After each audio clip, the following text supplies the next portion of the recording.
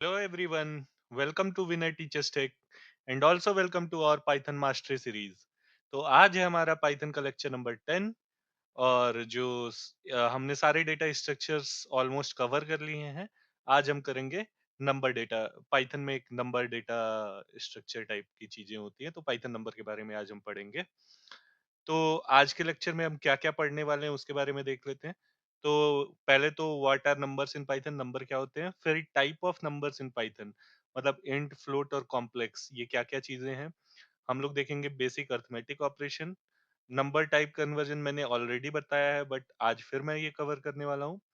Maths के कुछ function देखने वाले हैं हम लोग, और मैथ मॉड्यूल का कैसे यूज करते हैं उसको देखेंगे। तो विदाउट टाइम वेस्ट किए हम चलते हैं अपने जुपिटर नोटबुक पे। यहाँ हम लोग न्यू फाइल पे जाएंगे, क्रिएट करेंगे पाइथन 3 की फाइल, और ये होने वाला है हमारा पाइथन पाइथन लेक्चर 10। ओके, ये हो गया हमारा पाइथन लेक्चर 10। और नंबर्स की बात कर लें तो आप सबने नंबर्स के बारे में पढ़ा होगा। नंबर्स लाइक 1 2 3 होते हैं, कुछ नंबर्स होते हैं जैसे फ्लोट, जो कि डेसिमल में आते हैं, और फिर एक होता है कॉम्प्लेक्स नंबर। तो कॉम्प्लेक्स नंबर की बात करेंगे जिसमें एक फिक्स्ड वैल्यू प्लस वेरिएबल होता है, तो उसे हम लोग कॉम्प्लेक्स नंबर बोलते हैं।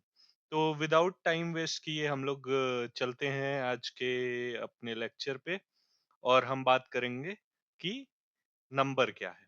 तो numbers are in Python a fundamental data type, मतलब एक बेसिक फंडामेंटल डेटा टाइप है। हम लोग नंबर्स का यूज कहाँ करते हैं? We use numbers for calculation, किसी डेटा को मेजर करना हो या किसी रियल वर्ल्ड प्रॉब्लम को सॉल्व करना हो, तो वहां पे हम नंबर्स का यूज करते हैं। तो Python supports three main type of numbers. Python हमारे तीन मेन टाइप ऑफ नंबर्स को सपोर्ट करता है। कौन कौन से? तो इंटीजर, फ्लोट और कॉम्प्लेक्स नंबर। शुरू करते हैं टाइप्स ऑफ नंबर। सबसे पहले हम बात करेंगे इंटीजर का। सपोज दैट हमने लिखा a इज इक्वल्स टू 10, एक वेरिएबल बनाया और लिखा a इज इक्वल्स टू 10, और इसका टाइप चेक कर लेते हैं। अब हम टाइप्स ऑफ नंबर ही देख रहे हैं, तो टाइप ऑफ a हम चेक कर लेते हैं। यहाँ पे प्रिंट अगर मैं ना भी लिखूं तो भी ये दे देगा। तो टाइप ऑफ ए क्या है? इंटीजर है। अगर हम इसको कर देते हैं -5 सपोज, और तब रन कराया, तो भी ये क्या आया? ये इंटीजर आया। दूसरा जो डेटा टाइप होता है, नंबर में जो दूसरा टाइप होता है वो होता है फ्लोट। हमने लिखा 2.5, इसको रन कराया तो ये फ्लोट हो गया। अब सपोज हमने लिखा -5.2, तो ये क्या होना चाहिए?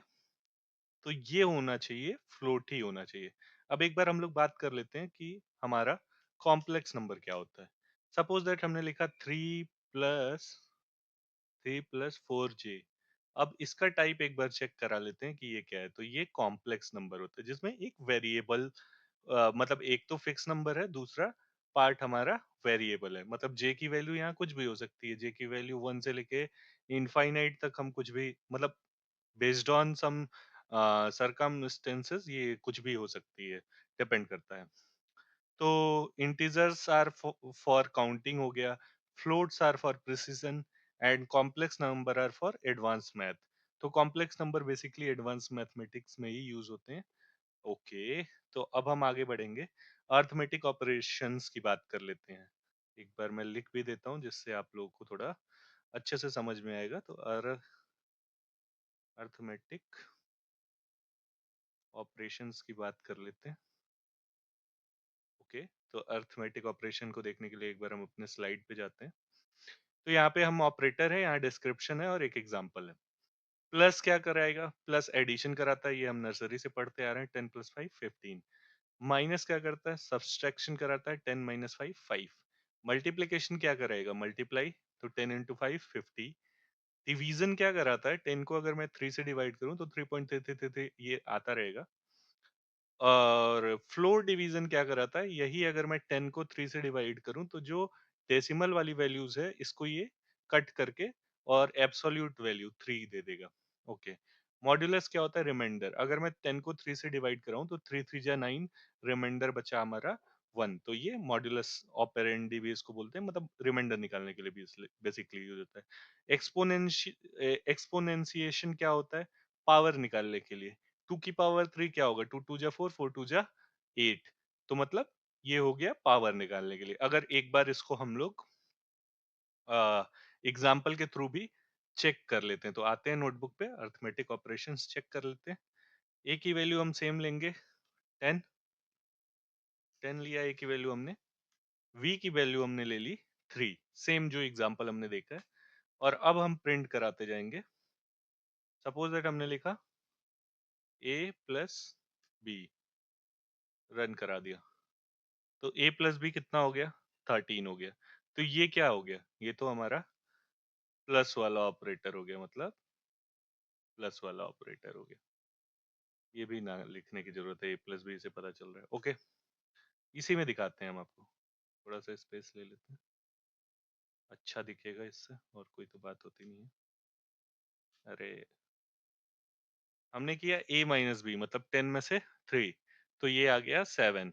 अब हम करेंगे 10 इंटू, एक बार मल्टीप्लिकेशन वाला, तो हमने लगाया a इंटू बी, रन कराया, तो 10 10 3 30 हो जाएगा।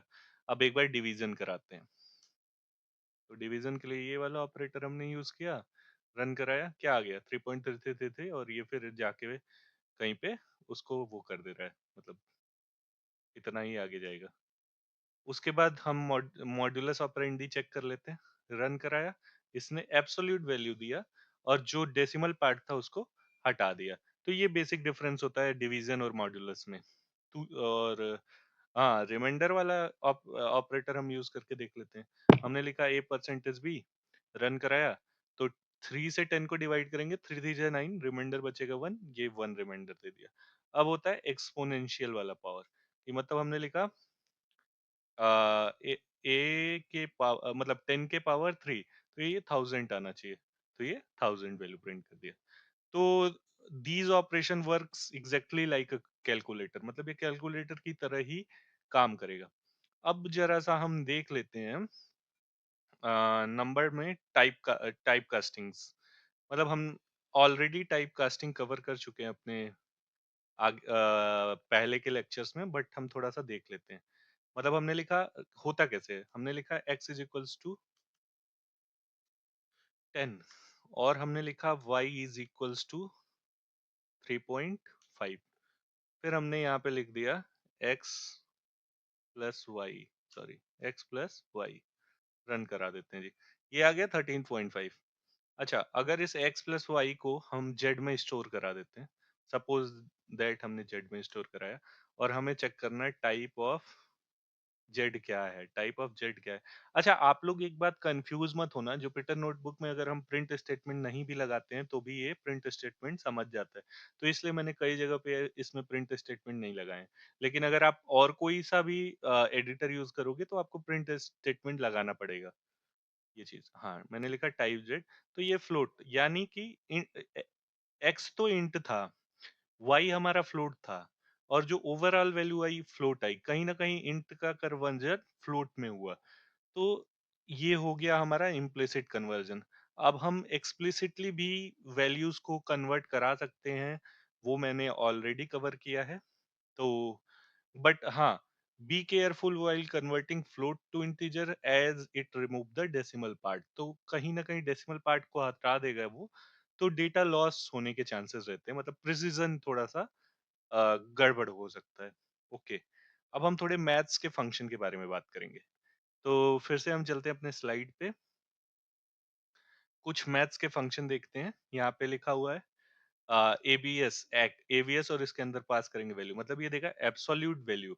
अगर हमने एवीएस -5 किया तो इसने एब्सोल्यूट वैल्यू देनी है, मतलब ये निगेटिव पॉजिटिव निगेटिव वगैरह हटा के सीधे इसको 5 देगा। इसका एब्सोल्यूट वैल्यू, यहाँ पे क्या साइन है उससे इसको नहीं मतलब है, ये 5 वैल्यू देगा। पावर, तो x raise to the power y, अगर x y लिखा मैंने, जैसे लिखा पावर 2 3, मतलब 2 के पावर 3, तो ये वो वैल्यू दे देगा। Round function x to n decimal, मतलब कितने डेसिमल तक, ये सब मैं एक एग्जाम्पल से आपको समझाता हूँ। तो चलते हैं नोटबुक पे और यहाँ पे हम देखेंगे अपना कुछ मैथ्स के फंक्शन देख लेते हैं। मैथ फंक्शन देख लेते हैं।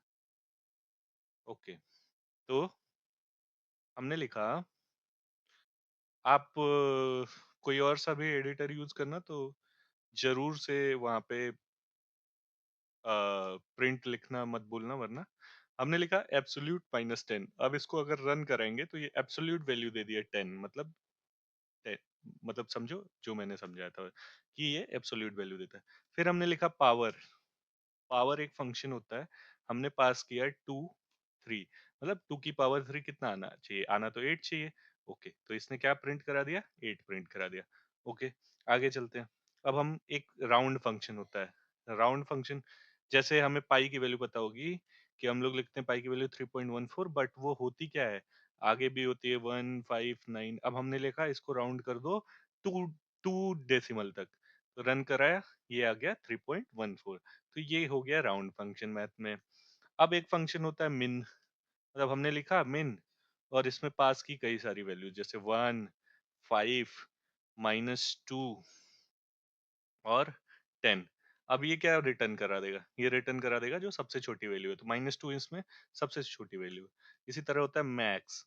मैक्स में हम पास करेंगे क्या, मैक्स, ये मैक्स वैल्यू प्रिंट करेगा, सेम ले लेते हैं, 1 5 -2 और 10। अब इसको भी रन करा देते हैं जी, तो इसने प्रिंट करा दिया 10। तो these function are very useful in real world application. अभी तो आपको लग रहा होगा कि क्या मतलब है इसका, बट आप जब कुछ रियल वर्ल्ड एप्लीकेशंस बनाते हो या कोई प्रोजेक्ट करोगे तो आपको मतलब काइंड ऑफ इन सब फंक्शंस का यूज करना पड़ेगा। कुछ एडवांस मैथ के मॉड्यूल्स होते हैं, मतलब मैथ मॉड्यूल है, Python has a built in math module that provide advance mathematical function. तो मैं दिखा देता हूँ कि मैथ मॉड्यूल क्या होता है, मतलब पाइथन में मैथ मॉड्यूल क्या है पाइथन में। ये बस 1 2 मिनट और आपका लूंगा मैं और हम जान जाएंगे मैथ मॉड्यूल क्या है।